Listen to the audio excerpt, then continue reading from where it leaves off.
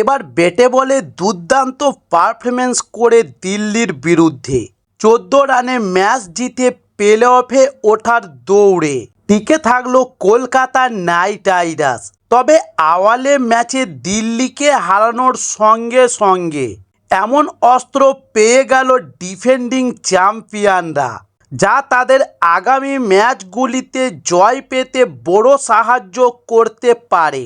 তবে সেই ত্রিফলায় বিদ্ধ হতে পারে একের পর এক প্রতিপক্ষ দল।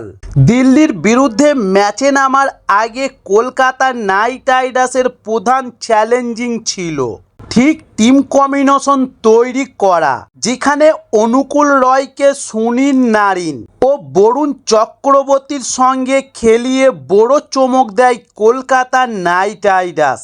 আর কেকেআরের এই স্ট্র্যাটেজি কাজ করে যায় এদিন। দুজন মিষ্টি স্পিনারও সঙ্গে বাঁ হাতি স্পিনার অনুকূল রয়কে সামলাতে হিমশিম খায় প্রতিপক্ষ।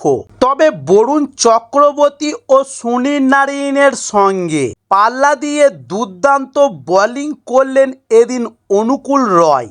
তবে কেকেআরের পিন ক্রিও সৌজন্যেই জয় আসে কেকেআরের। দরকারের সময় পরপর ডু প্লেসিস ও অক্ষর প্যাটেলের উইকেট নিয়ে ম্যাচের মোড় ঘুরিয়ে দেন সুনীল নারিন।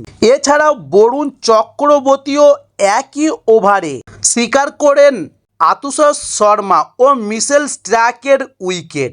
এরপর অনুকূল রয় নেন ইনফর্ম অভিষেক প্যাটেলের উইকেট।